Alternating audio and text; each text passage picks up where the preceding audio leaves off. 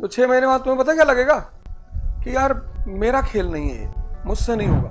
मतलब आज तुम्हें कितनी बड़ी बात पता चलेगी, यार मैंने 25 साल ऐसे ही लुटा दिए और तुम्हें इस बात का एहसास नहीं कि तुम्हारी कमी क्या है। तो जब तुम्हें पता ही नहीं कि तुम्हारी कमी क्या है तो दूर क्या करोगे। पता है जितने दुनिया में गरीब लोग होते हैं, कमजोर लोग होते हैं, पता है इनके अंदर सबसे बड़ी बात क्या होती है? आइडियलिज्म, आदर्शवादिता। लेकिन तुम्हें कैसे पढ़ना है कि दोनों ने चैलेंज को हैंडल कैसे किया। एक आदमी ने खुद को बचाया, अमेरिका को बचाया, कैसे, यही बात दिमाग में डालनी है, क्योंकि वही चीज तुम्हें दिमाग बाद में जीवन में काम आएगी। वो लिंकन काम नहीं आएगा, लेकिन उसने जो फॉर्मूला लगा के उस चैलेंज से निपटा है वो फॉर्मूला काम आएगा।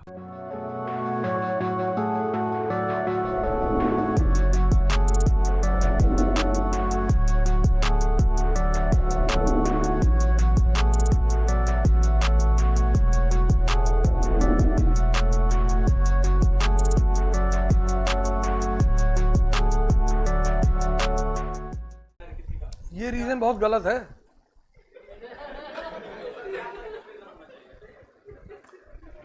इस दुनिया में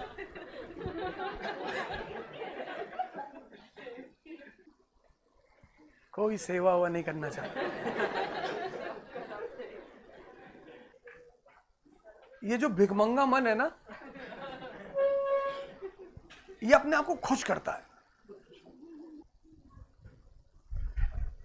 ये अपने आप को करता है, कैसे खुश करता है?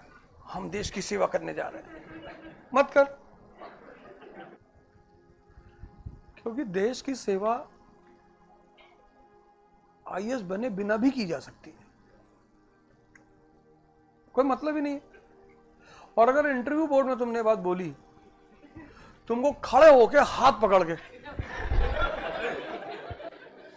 ऐसे बकायदा तुम्हारा हाथ पकड़ेंगे वो और बोलेंगे लेफ्ट जाना, और दोबारा बहुत मार मारे।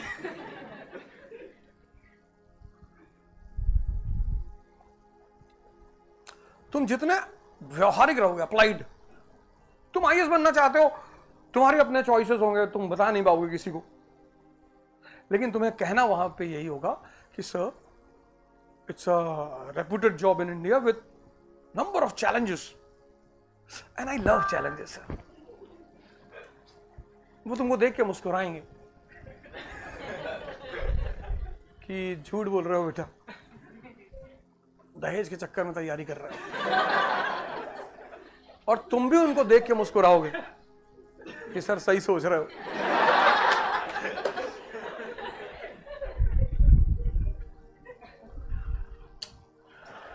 एक साहब आईएएस की तैयारी करते थे, तो मुझसे बोलते थे कि सर, तो बोलते थे sir when I will get selection I will marry a very poor girl. मैंने कहा यार ले आओ मिठाई खिलाओ इसको। गलती से उनका सिलेक्शन हो गया। उन्होंने एक बहुत बड़े कैपिटलिस्ट की बेटी से शादी की, मुझको नहीं बुलाया, बुला भी नहीं सकते थे। पता है जितने दुनिया में गरीब लोग होते हैं, कमजोर लोग होते हैं, पता है इनके अंदर सबसे बड़ी बात क्या होती है? आइडियलिज्म, आदर्शवादिता। इससे पता क्यों होता है? इससे मन को बड़ी खुशी मिलती है। ये सोचते हैं अगर हम ऐसा बोलेंगे तो समाज बड़ी इज्जत करेगा। कोई खाक इज्जत नहीं करता।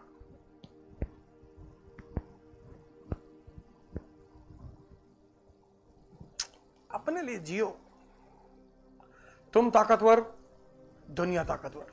हां, पर हर बात हर जगह बोलनी नहीं है। आईएएस बनो अपने लिए, फिर देखेंगे आगे तुमसे क्या क्या होता है। तुम इमेजिन करो आज, मतलब आज तुम्हें कितनी बड़ी बात पता चलेगी, यार मैंने 25 साल ऐसे ही लुटा दिए। और तब तुम तैयारी करने आए हो और तुम्हें इस बात का एहसास नहीं कि तुम्हारी कमी क्या है। तो जब तुम्हें पता ही नहीं कि तुम्हारी कमी क्या है तो दूर क्या करोगे? तुम क्या करोगे? मैकेनाइज्ड हो जाओगे। कोचिंग में आओगे, पढ़ोगे, घर जाओगे, तुमको पता ही नहीं होगा कि मुझे किस चीज पे वर्क करना है।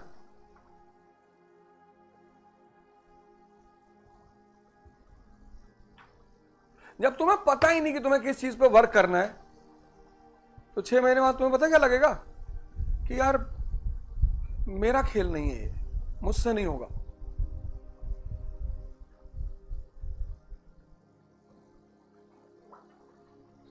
हाँ प्लीज कम। तुम्हें 6 महीने बाद लगा कि यार नहीं यार हमसे नहीं होगा यार। कितना कितना बर्दाश्त करोगे? 6 महीने करोगे? कॉन्फिडेंस ही नहीं पैदा होगा। जितने लोग पीएससी की तैयारी करने आते हैं वो 6 महीने बाद टूट जाते हैं।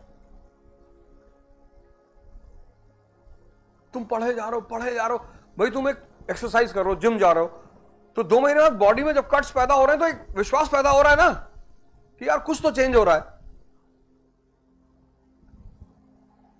भाई तुम डंबल उठा रहे हो 2 महीना, तो बॉडी में कट्स आ रहे हैं, तो जब देख रहे हो शीशे, इसलिए जिम में शीशे लगे होते हैं कि तुम्हें दिखाई पड़े। लेकिन इसके अंदर क्या शीशा देखना वो मुश्किल है। सोचो कितना सिंपल सा सवाल किया मैंने तुमसे। ना मैंने तुमसे आइसोमेरिज्म पूछा, ना मैंने तुमसे ऑस्मोसिस पूछा, कुछ पूछा ही नहीं।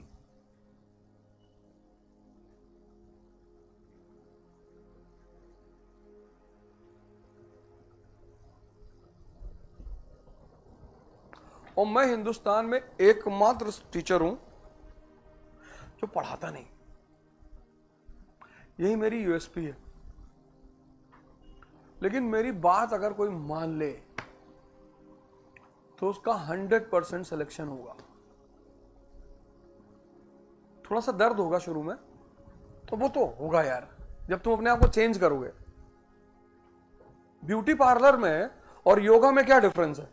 योगा में जब तुम शुरुआत में करोगे तो पेन होगा, लेकिन योगा से जो ब्यूटी पैदा होगी वो नेचुरल ब्यूटी पैदा होगी। वो जो चमक पैदा होगी योग करने से वो नेचुरल होगी।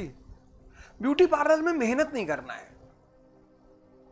गए 10,000 रुपया दिया, उसने पेंट किया, वहां एसी लगा हुआ, आराम से लेटे हुए, बाल सीधा कर दिया और आईब्रो बना दी। लेकिन पहली बारिश में सब खत्म हो जाएगा।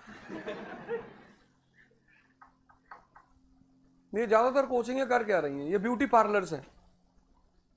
तुमसे कहती है तुम दर्द मत देखो, तुमको भाई साहब पेन नहीं होने देंगे। बेहतरीन टीचर पढ़ाएंगे तुमको, बेहतरीन नोट्स देंगे तुमको, बंडल बंडल भर के टेस्ट लेंगे तुमसे, सब कुछ करेंगे, पर तुमको अंदर से बदलने नहीं देंगे। तो तुमको बाहर से एहसास रहेगा कि यार मेरी तैयारी बहुत अच्छी चल रही है, पर अंदर से तुम खत्म हो गए। तुम्हारे अपने अंदर कोई परिवर्तन नहीं हो रहा होगा।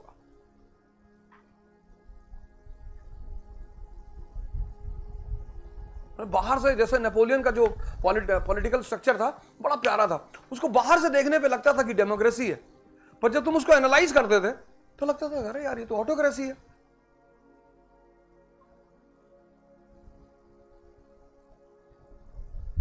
अभी मैं लखनऊ में एक लड़के की काउंसलिंग कर रहा था, नीट की तैयारी कर रहा है 3 साल से। 400, 450, 500 इतना स्कोर आ रहा है उसका। चलो 500 आया, इसका मतलब पढ़ने वाला बच्चा है। ऐसा तो है कि पढ़ने वाला बच्चा नहीं है। 500 नंबर आना बड़ी बात है यार। लेकिन वो कह रहा था कि सर मैं इससे आगे बढ़ ही नहीं पा रहा हूं। मैंने कहा अनसॉल्व लेकर आओ। किसी भी कंपटीशन को निकालने का जो मंत्र है ना वो अनसॉल्व है। आज जाओ, सबसे पहले अनसॉल्व खरीदो, जीएस का। किताबें मत खरीदो, अनसॉल्व। मतलब तुम किसी भी कंपटीशन को निकालना चाहते हो, उसका मेन मंत्र है अनसॉल्व। अब तो सॉल्व आते हैं, प्रीलिम्स के आते हैं, मेंस के आते हैं। तुम्हें कुछ नहीं करना है,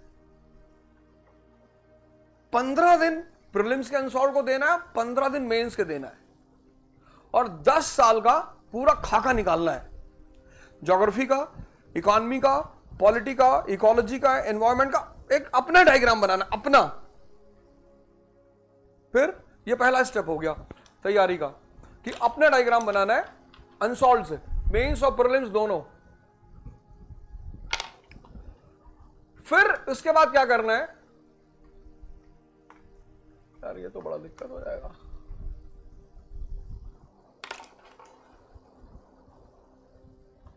पहला काम ये करना है, इसमें 10 साल 10 इयर्स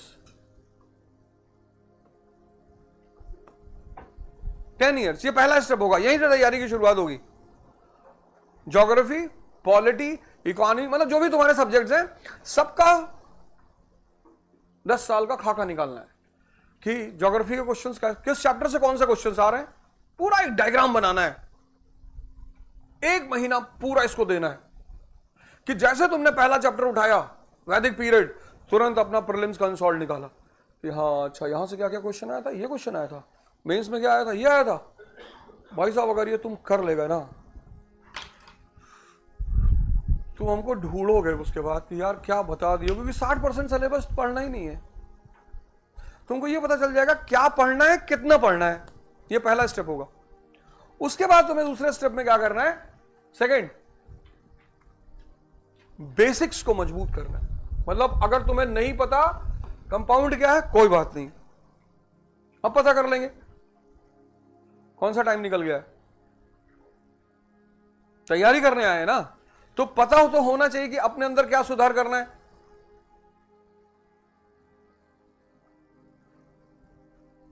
सिर्फ तलवार चलाने से कोई वॉरियर नहीं हो जाता, और शरीर में ताकत होने से कोई पहलवान नहीं हो जाता।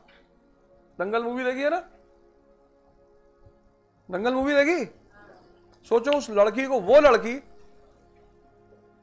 जो कितने कितने मैचेस जीत रहे। आ जाओ इधर, आ जाओ, आ जाओ, आओ यहां बैठो ना, इन लोगों को थोड़ा बैग वैग हटाओ यार, बैठाओ अपने साथ।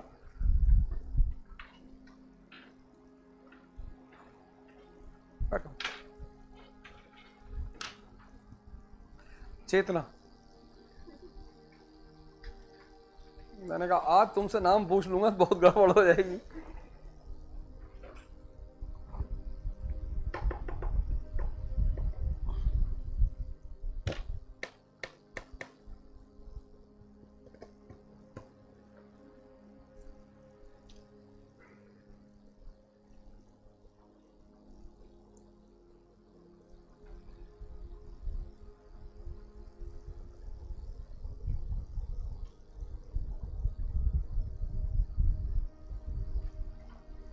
वर्ल्ड हिस्ट्री में मैं तुम्हें 4 पर्सनैलिटीज पढ़ाऊंगा।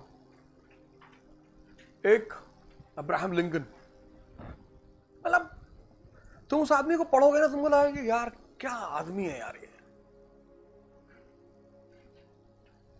चारों तरफ ऑड सिचुएशन, ऑड, मतलब दुनिया कह रही है कि तुम खत्म, चारों तरफ अंधेरा। आज बेटा ऐसे चले जाओ वहां पीछे।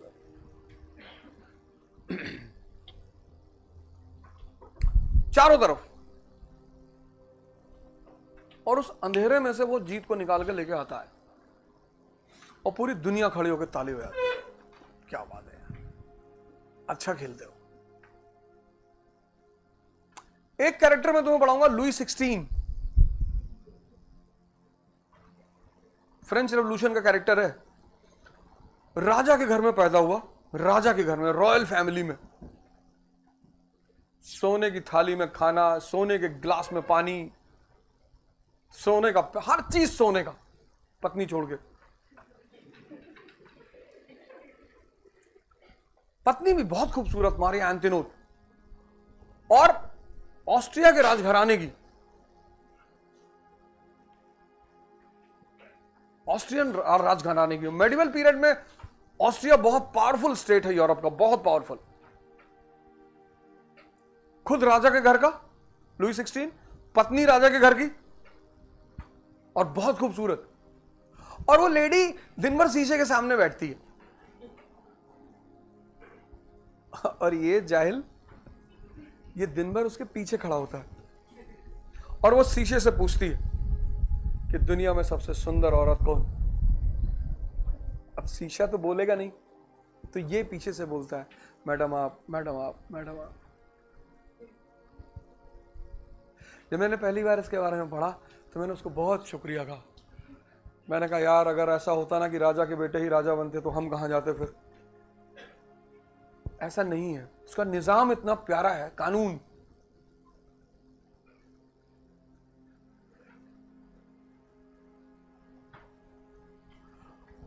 उसका कानून इतना प्यारा है। वो कहता तुम इसका इस्तेमाल करो, ये मैंने तुम्हें गिफ्ट में दिया है। ये तुम वैगनार पे लिखा के घूमते हो गॉड्स गिफ्ट, तुम बेवकूफ हो। जिसके पास जो होगा वही तो देगा। ईश्वर के पास क्या है? असीम विजडम है, इनफाइनाइट विजडम। जिसको दे देता है, ये लो, फिर तो वो ऐसे ऐसे कमाल करता है, ऐसे ऐसे कांड करता है कि दुनिया कहती है भैया सब भैया तकदीर का खेल है ना। कोई तकदीर उकदीर का खेल नहीं है। तुम इस दिमाग को लगाते कहां हो?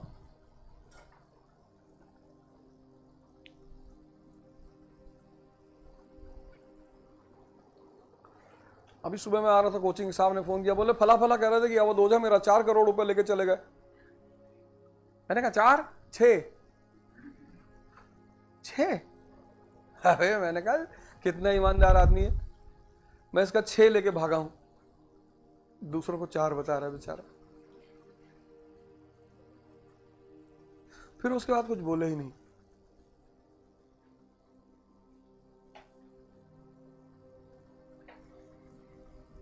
वो सोच रहे थे कि मुझे मेंटली अशांत कर देंगे।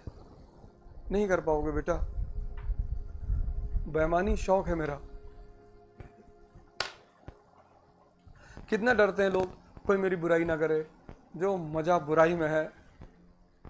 तारीफ मतलब शोषण। जिसने तुमसे कह दिया कि बहुत सुंदर लग रहे हो, कोई ना कोई काम 24 घंटे के अंदर तुमसे लेगा। बहुत बेवकूफ होगा फिर तो तुरंत ले लेगा। लेकिन शोषण का एक तरीका है कि किसी की तारीफ करो 3-4 दिन तक, 5वें दिन उसको काम बताओ, नशे में ले आओ एकदम। जो छोटे मोटे शोषण करता होते हैं वो तुरंत तारीफ करके तुरंत काम बता देते हैं। जो समझदार होते हैं वो होमवर्क करते हैं 3-4 दिन पहले, अगले को नशे में लाते हैं कि यार तुमको देख के ना भगवान विष्णु की याद आती है। क्या बात है भाई। तो तैयारी शुरू की हो, बहुत अच्छा। पहला स्टेप यह होगा, अगर नहीं करोगे तो दुनिया की कोई भी कोचिंग तुम्हारा सिलेक्शन नहीं करवा सकती। 2000% बता रहा हूं।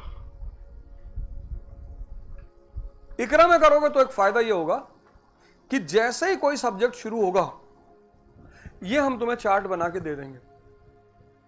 तुमने अगर नहीं किया है, हमसे ले जाओ 10 साल का। तुम कहोगे साहब हम तो टाइम नहीं, हम दे दे रहे हैं, हमसे ले आओ। अभी तक कोई कोचिंग भारत में नहीं कर रही है, ये इस बैच से हम करने जा रहे हैं। तुमको क्लास शुरू होने से पहले ये चार्ट मिल जाएगा। मॉडर्न वर्ल्ड हिस्ट्री में तो प्रीलिम्स आता नहीं, लेकिन मैं मेंस का तुम्हें उठा के दे दूंगा। अब ज्योग्राफी की क्लास है तो तुमको ज्योग्राफी का चार्ट मिल जाएगा 10 साल का, कि किस टॉपिक से कौन सा क्वेश्चन आया है। तुम घर पे इतना तो कर ही सकते हो ना कि पढ़ सके, देख सकते हो। भाई माँ बाप शादी ही करा सकते हैं।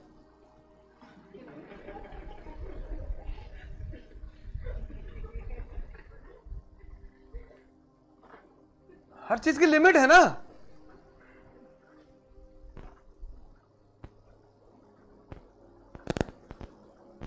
ये करेंगे हम, ये तुम्हारा बेसिक्स तैयार करके देंगे तुम्हें।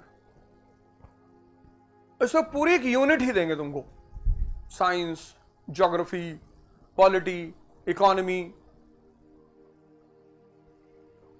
फिर जो थर्ड फेज शुरू होगा, वो है स्टैंडर्ड कोर्स का फेस। यार ये बोर्ड चेंज करना पड़ेगा भाई। ये होगा स्टैंडर्ड कोर्स, यहां से तुम्हारी कोचिंग शुरू होगी, इस स्टेज से।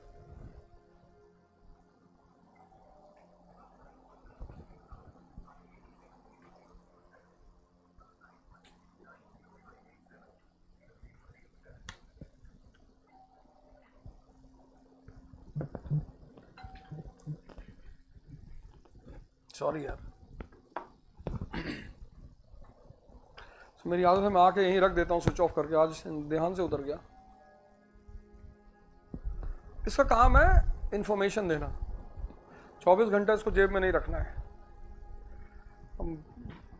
अब मेरा तो जीवन ही पढ़ाना है। मैं जानता हूं तुम मुझे टोकोगे नहीं अगर मैं मैसेज देख लूं, कुछ देख लूं, पर ये डिसिप्लिन के खिलाफ है।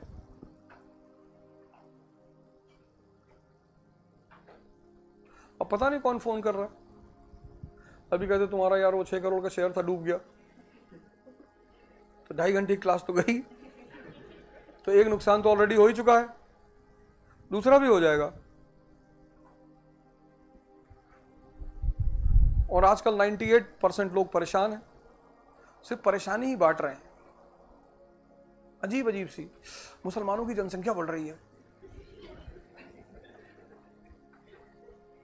बांग्लादेश बना देंगे, अफगानिस्तान हो जाएगा ये देश, सोच लेना। अच्छा, अब तुम सोच रहे हो मुसलमान वैसे ही परेशान है, इतना फंस गया जिंदगी में बहुत बुरा, उनको अपनी परेशानी का रास्ता दिखाई नहीं पड़ रहा है। खैर उस पर बाद में चर्चा कर लेंगे, जब अरब हिस्ट्री पढ़ेंगे तब। लॉरेंस ऑफ अरेबिया, यहां से तुम्हारी कोचिंग शुरू होगी, यहां से स्टैंडर्ड कोर्स। ये 2 हम कराएंगे, ये 3 तो कराएंगे ही कराएंगे, स्टैंडर्ड कोर्स। इसमें एक सबसे बड़ा काम जो हम कराएंगे वो है पर डे होमवर्क कराएंगे। मतलब ये सब तुम चाहो तो नोट कर सकते हो। अगर इसमें कोई सी चीज मिसिंग होगी तो तुम हमें रिपोर्ट करोगे, किसी को नहीं बोलोगे। यहां ना मैनेजमेंट को, ना डायरेक्टर को, किसी को नहीं कहना है, बोलना ही नहीं है, सीधे हमें। सबके पास लगभग नंबर ही है, नहीं है, दे देंगे, पर उठता नहीं वो नंबर तो यही है, मैसेज बस। अगर तुम्हारा जीवन खतरे में नहीं है तो फोन मत करना, अगर जीवन खतरे में है तो कर सकते हो। अर्जेंट लिख देना, मैं उठा लूंगा, लेकिन अर्जेंट लिख के अगर कुछ उल्टा सीधा सवाल किया तो फिर जिंदगी में कभी नहीं उठेगा। कई बार ऐसा होता है, लोग फोन कर देते हैं, सर नींद नहीं आ रही। ब्रह्मास्त्र चलाने का एक ही बार मौका मिलता है, दोबारा नहीं मिलता।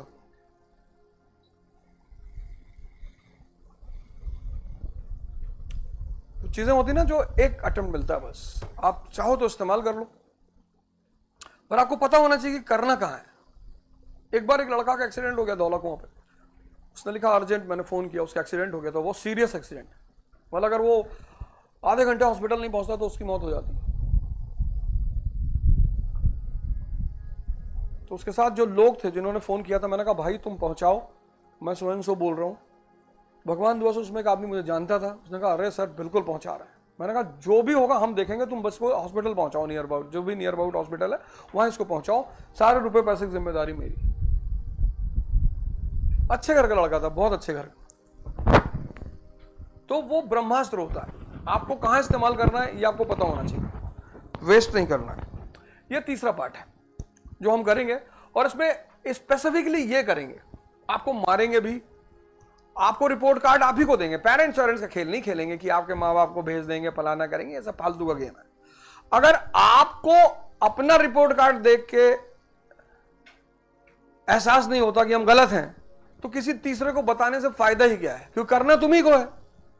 माँ बाप का तो ब्लड प्रेशर बढ़ जाएगा ना, वो तो देख लेंगे कि अरे यार ये पढ़ ही नहीं रहा है, और अब उनका एज ज्यादा चल रहा है। तो अगर तुमको लगा 6 महीने में कि यार हमारा रिपोर्ट कार्ड सही नहीं आ रहा है, तो पैर पकड़ के कुछ और कर लो जाके, तब टाइम मत वेस्ट करना, क्योंकि पैसा तो दोबारा पा जाओगे, समय नहीं पाओगे। 4 साल तैयारी करना, 5 साल, 6 साल, 7 साल। तैयारी का एक नियम है, एक बार तैयारी हो गई, हिस्ट्री, इकोनॉमी, पॉलिटिक्स सब समझ में आ गया कि इसमें पढ़ना क्या है, फिर तुम अपना कुछ और करो, पढ़ाने लगो। भाई 9, 10, 11, 12 के लड़कों को तो पढ़ा ही सकते हो, नहीं पढ़ा सकते? पढ़ा सकते हो, ये तो काम कर ही सकते हो ना। और पढ़ाने का एक फायदा होता है, जब तुम पढ़ाने जाते हो तो कोई चीज बिना समझे तुम समझा नहीं सकते। तो अगर तुम आईएएस बनना चाहते हो तो एक काम मेरा मैं बता रहा हूं सो करो, पढ़ाना शुरू करो, पर तैयारी होने के बाद। उससे तुम्हारी समझ बढ़ेगी। भले वो तुमको 100 रुपए घंटा दे, कोई बात नहीं, पैसा मत देखना। और अगर अच्छा पढ़ाओगे तो पैसा भी अच्छा मिलेगा। भाई किसी के घर में बच्चे को पढ़ाओगे और उसके बच्चे में चेंजेस शुरू हो जाएंगे, तो जिस दिन उसके पेरेंट्स से कहोगे कि आप नहीं पढ़ा पाएंगे, अरे वो कहेगा गुरुजी कैसी बातें कर रहे हो, 5,000 रुपए और ले लो। क्योंकि हर माँ बाप इस वक्त चाह रहा है कि किसी तरह उसके बच्चे में कोई परिवर्तन आ जाए। आईएएस बनने का सबसे प्यारा तरीका, किसी को पढ़ाना शुरू कर दो। कोई भी कोचिंग ज्वाइन कर लो, बड़ी सारी कोचिंग है, स्कूल की कोचिंग है, नहीं है, ज्वाइन कर लो। और जो सब्जेक्ट तुम्हारा कमजोर है उसको ज्वाइन कर लो। जैसे इकोनॉमी कमजोर है, इकोनॉमी पढ़ाना शुरू कर दो, तो बिना समझे समझा ही नहीं पाओगे।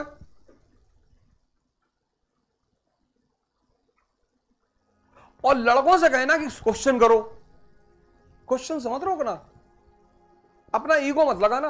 और अगर किसी सवाल का जवाब नहीं जानते हो, क्लास में सॉरी बोल देना कि यार कल पता करेंगे, यार कल बताएंगे, यार सॉरी यार। उससे तुम 1 साल के अंदर तुम देखना तुम्हारा दिमाग कितना विकसित होता है।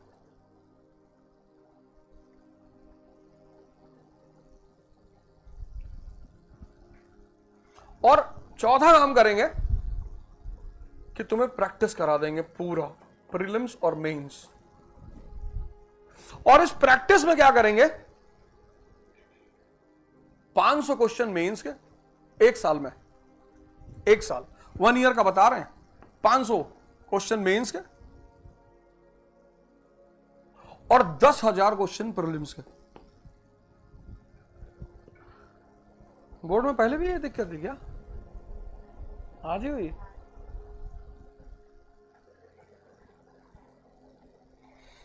सब मेरे खिलाफ है।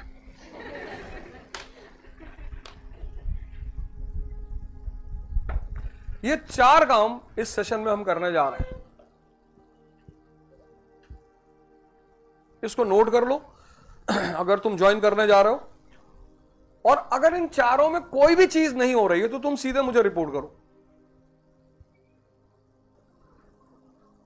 वो जो बेइज्जती है ना, बेइज्जती, वही इग्नाइटिंग फैक्टर होती है जिंदगी में। जैसे हमसे बहुत सारे लोग कहते थे कुछ नहीं करोगे जिंदगी में, अच्छा आज वही लोग हमसे कहते हैं मेरे लड़के का एडमिशन करवा दो।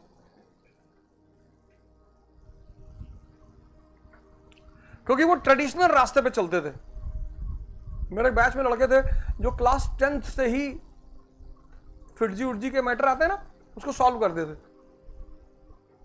मैं पूछता क्या कर रहे हो? We are preparing for IIT। अच्छा फिर वहां क्या होगा? छोड़ो यार, भाई troubling us, get out from here. मैंने कहा जाहिल, वहां करोगे क्या जाके? बोले हम उधर जाएगा, फिर इंजीनियर बन जाएगा, फिर हम नौकरी करेगा। मैंने कहा at the end of the day नौकर बनना है। हमको ये बात कनेक्ट नहीं हो पाती थी जब लोग मुझसे कहते थे आज पढ़ लोगे तो नौकरी मिल जाएगी। बस इसी लाइन को लेके मुझे बहुत इरिटेशन होता था कि जब पढ़ने के बाद भी नौकर ही बनना है, अनपढ़ नौकर बन के रहो। MSc कर लिया, PhD कर ली, फिर नौकरी कर रहे हैं। इतना पढ़ने के बाद जब कोई तुमको कमांड करेगा सो लेट, योर 7:30 हो गया, किधर था तुम? अनपढ़ आदमी को ईगो नहीं होता क्योंकि पढ़ा ही नहीं। उसको कितना भी बोलो उसको लगता है अरे साहब गलती हो गया साहब। और कितने अनपढ़ लोग मुंबई में बड़ा पाव बेच के अरबपति हो गए, मर्सिडीज पे चल रहे हैं। उन्हीं की दुकानों में जो एमबीए किए हुए हैं उनको बता रहे हैं कि बड़ा पाव बिकता कैसे है।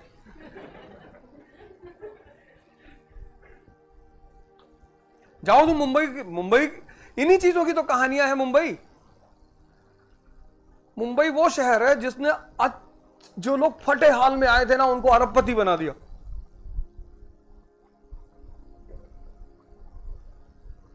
हमारे यहां का एक लड़का है, मतलब मेरे साथ का, अब तो बुजुर्ग हो रहा है, वो आया था 10th में भाग के, लोखंड वाला सर्कल, मड आइलैंड, उसके मकान है, फ्लैट्स हैं। मैं उसको पूछता हूं कि क्या किए वे तुम यहां? क्या कुछ किए नहीं यार। मुंबई शहर बहुत प्यारा है। लोखंड वाला सर्कल में उसने एक फ्लैट ले रखा है सिर्फ अपने गेस्ट को रखने के लिए। क्या हो समंदर देखे हो? नहीं भैया हम तो कुआं देखे गांव में। आओ समंदर दिखाए तुमको, ले आके जिसको समंदर दिखाना हो तो मड आइलैंड वाले फ्लैट पे ले जाएगा। ये देखो समंदर, नहाओगे लोटा लिया, तो घुस जाओगे तो निकल नहीं पाओगे, लहरें बहुत आती है। ये 4 काम करेंगे, 4 पर्सनालिटीज पढ़ाएंगे। लुई 16 के बारे में बता रहा था, जब तुम उसको पढ़ोगे लुई 16 को तो तुम बिलीव नहीं कर पाओगे कि ये राजा इतना जाहिल, ऐसी ऐसी हरकतें करता है वो। मतलब 1763 में फ्रांस फाइनेंशियल क्राइसिस का शिकार हो जाता है। ठीक, 1763 में मैं बताऊंगा क्यों होता है। तो 1763 में फ्रांस फाइनेंशियल क्राइसिस का शिकार हो जाता है। उस फाइनेंशियल क्राइसिस के बैकग्राउंड में ये क्या करता है Louis 16, American war of independence शुरू हो जाता है 1776 में। ये वहां आर्मी भेज देता है। खुद की कंट्री भीख मांग रही है, तुम्हारे पास खुद को खाने को नहीं है और तुम किसी की मदद करने के लिए आर्मी भेज रहे हो। 1781 में ये अमेरिका आर्मी भेज देता है कि उनको मदद करेंगे। पहला ब्लंडर। जब वहां ये आर्मी भेजता है तो फ्रांस फाइनेंशियल बैंकरप्सी का शिकार हो जाता है, वित्तीय दिवालियापन, पैसा खत्म। अब बिना पैसे के तुम परिवार नहीं चला सकते, तो बिना पैसे के स्टेट कैसे चलाओगे? तो मानी सी बात है तुम्हें पैसा कलेक्ट करना पड़ेगा। तो ये जनता के पास जाता है, नए टैक्सेस लगाता है, जनता से कहता है पैसा दो। जनता ने कहा ठीक, पैसा चाहिए देंगे, पर तुमको पॉलिटिकल रिफॉर्म्स करने पड़ेंगे। हर चीज की कीमत होती है ना। अब ये गलती तो तुमने की, ये संकट तो तुमने खड़ा किया और तुमको पैसा चाहिए, तो हम देंगे पैसा। हम जो तुम नए टैक्स लगा रहे हो वो भी देंगे, पर हमें पॉलिटिकल रिफॉर्म्स चाहिए। इसने पूछा कौन सा रिफॉर्म्स? कहा तुमको पार्लियामेंट बनाना पड़ेगा और कॉन्स्टिट्यूशन बनाना पड़ेगा। इसने सोचा यार पार्लियामेंट और कॉन्स्टिट्यूशन बना दिया तो मेरी हालत तो ब्रिटेन के राजा की तरह हो जाएगी, किंग विदाउट पावर। इसने कहा मैं नहीं करूंगा।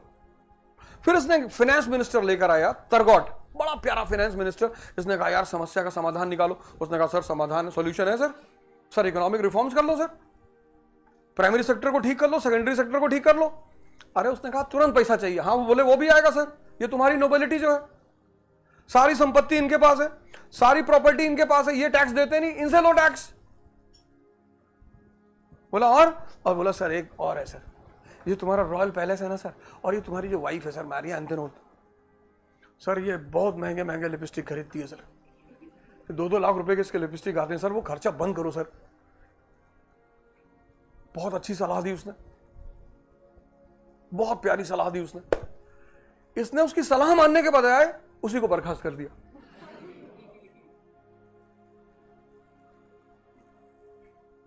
निकाल दिया उसको, निकाल दिया। फिर इसने क्या किया, लैंथोबिल, वहां की एक ऑर्गेनाइजेशन थी लैंथोबिल, नोबिलिटी की ऑर्गेनाइजेशन थी। ये मैं तुम्हें बनाऊंगा फ्रेंच रेवोल्यूशन में। उसको बुलाता है, ये कहता है यार मैं परेशान हूं, मुझे पैसा दे दो। वो लोग कहते नहीं देंगे पैसा। अब देखो ये जनता से पैसा मांगता है, जनता देने को तैयार है, कह रही रिफॉर्म्स कर दो, ले लो। क्या गलत कह रही जनता? इसका फाइनेंस मिनिस्टर इसको सलाह देता है, ये फाइनेंस मिनिस्टर को भगा देता है। ये लैंथोबिल के पास पैसे मांगने आता है, वो मना कर देती। अब ये चौथा काम क्या करता है? फोर्स का इस्तेमाल करता है, आर्मी लगा देता है, कहता है जबरदस्ती पैसा लेकर आओ। एक तो बदतमीजी करोगे, ऊपर से सेना लगाओगे, राइट शुरू हो जाते हैं पूरे फ्रांस में, दंगे,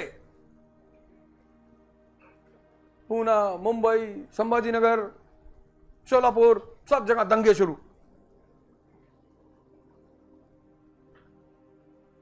ये सीखना है तुम्हें पढ़ते वक्त, ये चीजों को देखना है कि अच्छा अब्राहम लिंकन को एक तरफ रखना है, चैलेंज उसके सामने भी है, सिविल वॉर, और चैलेंज लुई 16 के सामने भी है, लेकिन तुम्हें कैसे पढ़ना है कि दोनों ने चैलेंज को हैंडल कैसे किया। एक आदमी ने खुद को बचाया, अमेरिका को बचाया, कैसे, यही बात दिमाग में डालनी है, क्योंकि वही चीज तुम्हें दिमाग बाद में जीवन में काम आएगी।